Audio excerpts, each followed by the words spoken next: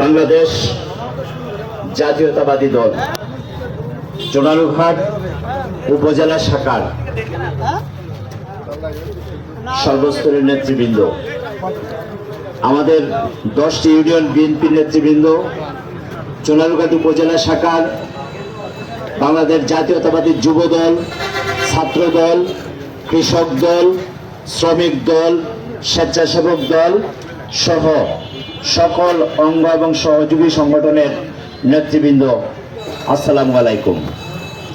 আমরা আজকে সময়ের স্বল্পতার কারণে অনেক নেতৃবৃন্দ যে ত্যাগ কষ্ট স্বীকার করে এখানে আসছেন তাদেরকে উপযুক্ত সম্মান হয়তো দিতে পারি নাই, তাদেরকে উপযুক্ত জায়গায় হয়তো বসতে দিতে পারি নাই।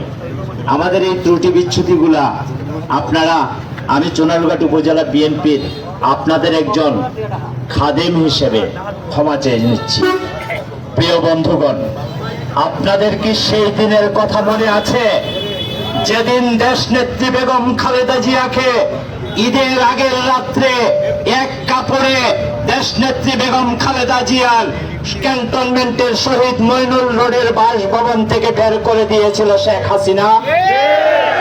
আপনাদেরকে সেই দিনের কথা মনে আছে যেদিন সেই ক্যান্টনমেন্টের শহীদ মইনুল রোডের পাশে আমাদের তারুণ্যের অহংকার তারেক রহমানের ছোটবেলার স্মৃতি, আমাদের নেতা মরহুম আরাফাত রহমান কুকুর ছোটবেলার স্মৃতি, আমাদের নেত্রী দেশ নেত্রী বেগম খালেদা জিয়ার সংসার সূচনা করার স্মৃতি বিজড়িত 40 বছরের বাসভবন থেকে পেশিবাদী শেখ হাসিনার সরকার রাতের বেলা এক কাপড়ে বের করে দিয়েছিল।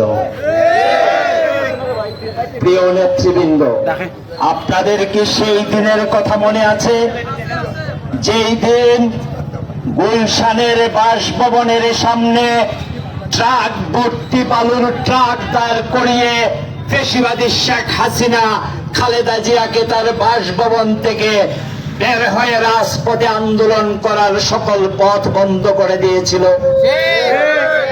আপনাদেরকে সেই দিনের কথা মনে আছে যেদিন দেশনেত্রী বেগম খালেদা জিয়ার আদরের পুত্র এই পেশিবাদী শেখ হাসিনার সরকারের ষড়যন্ত্রের কারণে বিনা চিকিৎসায় মালয়েশিয়ায় মৃত্যুবরণ করেছিল?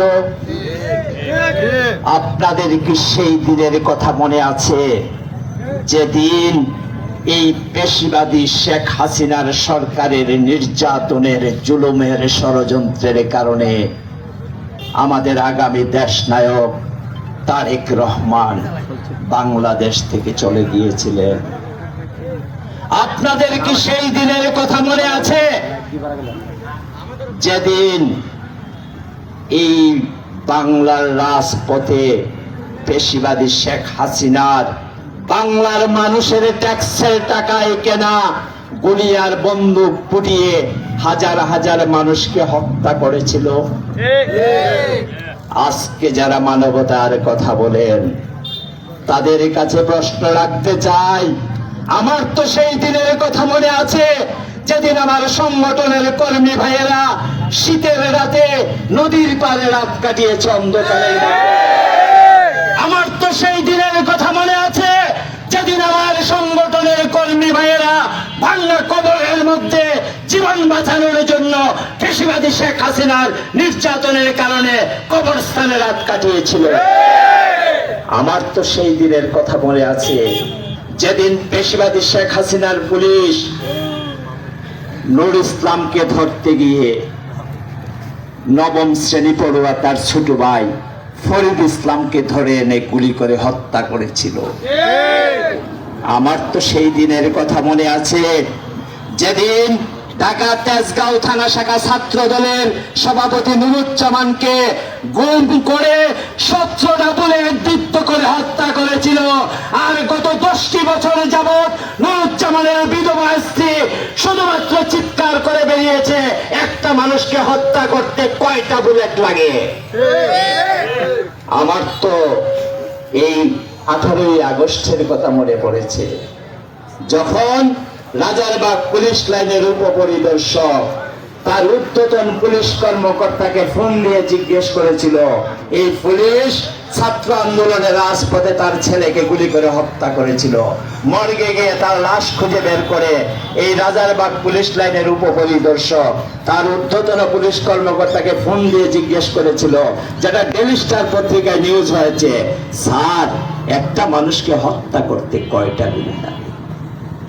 এই প্রশ্নটা একদিন তেজগাঁও থানা ছাত্র দলের সভাপতি নুরুজ্জামানের বিধবা স্ত্রী, যার হাতের মেহেদির রঙও সেদিন মুছে যায়নি, এই প্রশ্নটা করেছিল।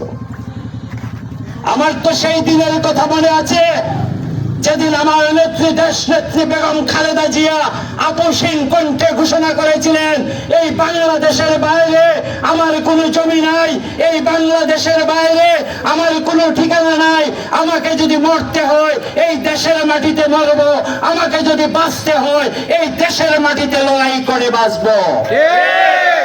আমাদের দেশ নেত্রী বেগম খালেদা জিয়া 6.5 বছর বিনা চিকিৎসায় কারাগারে থেকে প্রমাণ করেছেন তিনি বাংলাদেশকে ভালোবাসেন, দেশের মানুষকে ভালোবাসেন, দেশের প্রতি ইঞ্চি মাটিকে ভালোবাসেন।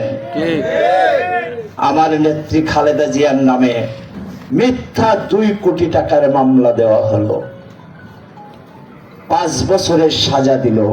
আমার নেত্রী হাইকোর্টে আপিল করলেন, হাইকোর্টে আপিল করলে সাজা কমে, কিন্তু শেখ হাসিনার নিয়ন্ত্রিত হাইকোর্টে আপিল করার পরে সাজা খালেদা জিয়ার বেড়ে গেল। আমাদের তো সেই দিনের কথা মনে আছে, মানবতার ফেরিওয়ালারা সেই দিন কোথায় ছিলেন? প্রিয় বন্ধুগণ, আমার নেত্রীকে চিকিৎসাহীনতায়, ভুল চিকিৎসায়, অপচিকিৎসায় কারাগারের মধ্যে রেখে খাবারে বিভিন্ন পয়জন মিশিয়ে, ওষুধের সাথে বিভিন্ন পয়জন মিশিয়ে অসুস্থ করে দিয়েছে। আমাদের নেত্রী দেশের মানুষের দোয়ায় বেঁচে আছেন। তাই আজকে আমরা চুনারুঘাট উপজেলা বিএনপি এবং এর অঙ্গ সংগঠনের সকল নেতৃবৃন্দ এখানে ঐক্যবদ্ধ হয়েছি। নেত্রী আবার অসুস্থ, তার সুস্থতার জন্য, নেত্রীর নেক হায়াতের জন্য আল্লাহর দরবারে দোয়া প্রার্থনা করার জন্য। প্রিয় বন্ধুগণ, দোয়া হবে আমাদের নেত্রী দেশনেত্রী বেগম খালেদা জিয়ার জন্য, দোয়া হবে এই বাংলাদেশের উন্নয়নের স্বপ্নদ্রষ্টা মহান রাষ্ট্রপতি, স্বাধীনতার ঘোষক শহীদ জিয়াউর রহমানের জন্য, দোয়া হবে আরাফাত রহমান কুকু সাহেবের জন্য, দোয়া হবে এই 24-এর ছাত্র জনতার আন্দোলনে সকল শহীদদের আত্মার মাগফিরাত কামনা করে এবং যারা আহত হয়েছেন তাদের জন্য। আমাদের কাছে দোয়া চেয়েছেন চুনারুঘাট উপজেলার সাবেক মেয়র নাজিবউদ্দিন শামসু সাহেবের অসুস্থ মায়ের জন্য দোয়া চাওয়া হয়েছে। আমাদের 3 নং দেওরগাছি ইউনিয়ন বিএনপির সাধারণ সম্পাদক আব্বাস উদ্দিন খান আফজাল মোটরসাইকেল অ্যাক্সিডেন্ট করে বর্তমানে সিলেট ওমেন্স মেডিকেল কলেজ হাসপাতালে ভর্তি আছে, দোয়া হবে তার জন্য। দোয়া চেয়েছেন সোনারুঘাটের 7 নং বাটা ইউনিয়ন বিএনপি নেতা দুর্গাপুরের সুরাব আলী ভাই, স্ট্রোক করে তিনিও হাসপাতালে আছেন। আপনাদের কাছে সালাম জানিয়েছেন চুনারুঘাট উপজেলা বিএনপির ভারপ্রাপ্ত সভাপতি অ্যাডভোকেট মনিরুল ইসলাম তালুকদার সাহেব। তিনি বর্তমানে উমরা পালনে সৌদি আরবে আছেন। তিনি বলেছেন তিনি আপনাদের জন্য ওইখানে দোয়া করবেন, আপনারাও যেন তাদের জন্য দোয়া করেন, এই বলে আপনাদের কাছে সালাম পাঠিয়েছেন। আমি আমার কথা দীর্ঘায়িত করব না। আমরা প্রত্যাশা করি আমাদের নেতা দেশনায়ক তারেক রহমানের উপর দায়ের সকল মিথ্যা মামলা প্রত্যাহার করে অতি দ্রুত সময়ের মধ্যে তারেক রহমানকে বাংলাদেশে ফিরিয়ে আনা হবে। আপনাদের কাছে তারেক রহমানের আরেকটি নির্দেশনা উপস্থাপন করতেছি এই শেষ পর্যায়ে এসে। তারেক রহমান বলেছেন দলের বিপদগামীদেরকে কোনো প্রশ্রয় দেওয়া যাবে না। বাংলাদেশ জাতীয়তাবাদী দল লুটতরাজ বিশ্বাস করে না, কোন লুটেরাদের সাথে দল থাকবে না, তাদেরকে আইনের হাতে তুলে দেওয়া হবে। তারেক রহমান ঘোষণা দিয়েছেন দুঃসময়ে যারা রাজনীতিতে ছিলেন তারা একে অপরকে ভালোবেসে আদর করে জড়িয়ে একসাথে থাকবেন। তারেক রহমানের ঘোষণা আপনাদের কাছে পৌঁছে দিলাম। সকলে কষ্ট করে এখানে এসেছেন। আমি বিএনপি, যুবদল, ছাত্রদল, কৃষক দল, শ্রমিক দল, পৌর বিএনপির নেতৃবৃন্দ আছেন, সকল কাউন্সিলর সাহেবরা আছেন, সকল নেতৃবৃন্দের কাছে জাতীয়তাবাদী দলের সোনারঘাট উপজেলা বিএনপির পক্ষ থেকে কৃতজ্ঞতা প্রকাশ করছি। আমি এখানে দাঁড়িয়ে কৃতজ্ঞতা প্রকাশ করছি এখানে উপস্থিত থাকা সাংবাদিক বন্ধুদের প্রতি, সহযোগিতা করার জন্য যারা সহযোগিতা করছেন, এটা লাইটের স্ট্যান্ড, লাইটের সরিয়ে যারা সহযোগিতা করছেন, আমি তাদের সকলের প্রতি কৃতজ্ঞতা প্রকাশ করছি। আর ঐক্যবদ্ধ থাকার জন্য সামনে আমাদের অনেক সময় বাকি আছে, সামনে নির্বাচন আছে। তারেক রহমান বলেছেন সবাই যেন জনগণের পাশে থাকেন, জনগণকে ভালোবাসেন, জনগণের ভালোবাসার মধ্য দিয়ে যেন বাংলাদেশ জাতীয়তাবাদী দল এই বাংলাদেশের হৃদয়ে, মানুষের হৃদয়ে বেঁচে থাকে, সেই প্রত্যাশা রেখে আমি আমার সংক্ষিপ্ত বক্তব্য এখানে শেষ করছি। ধন্যবাদ সবাইকে। আসসালামু আলাইকুম। বাংলাদেশ জিন্দাবাদ, দেশনেত্রী বেগম খালেদা জিয়া জিন্দাবাদ, শহীদ রাষ্ট্রপতি তারেক রহমান জিন্দাবাদ, তারুণ্যের অহংকার তারেক রহমান জিন্দাবাদ, জিন্দাবাদ, জিন্দাবাদ। ধন্যবাদ সবাইকে।